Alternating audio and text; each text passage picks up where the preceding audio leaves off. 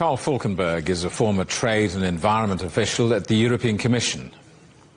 We're living times of disruptive changes for the moment when it comes to the international system. We're moving away from rule-based UN, WTO, other international organizations, structured world to one that looks more hemispherically developed. And Europe is clearly obliged to find its own position in that order.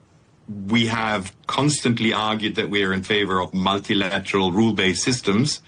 So I guess part of Friedrich Merz's visit to China is to sound out the possibilities to continue to work on a more rule-based multilateral system rather than falling back into what I would almost call hemispheric division of the planet. Well, Merz repeated de-risking, not decoupling. I mean, after these meetings with Xi and with Premier Li, do you think that concept looks clearer, or is it simply more politically necessary?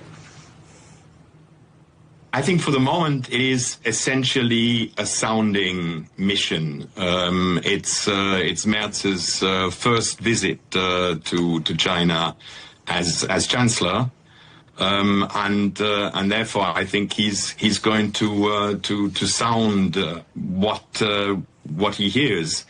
There are issues where within the European Union concerns also in relation to China have been identified. They are partly related to trade, they're partly investment related, but geopolitical considerations also are at stake. So there is a broad agenda, and Europe is literally trying to define where and with whom it can cooperate on the basis of rules negotiated multilaterally rather than sheer power.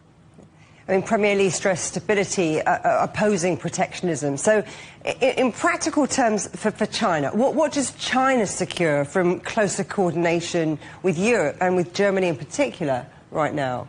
Well, we remain two very important markets to each other, important investment relation.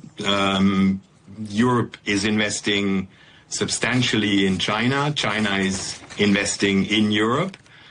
So I think there are elements on which to build a solid relationship.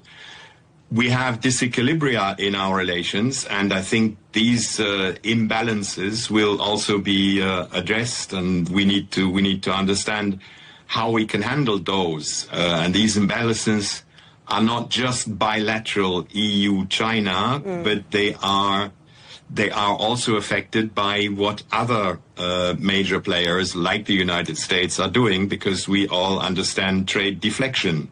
What cannot be sold in the US is seeking other markets on the planet, and the European market is one of those, but that has negative effects for Europe.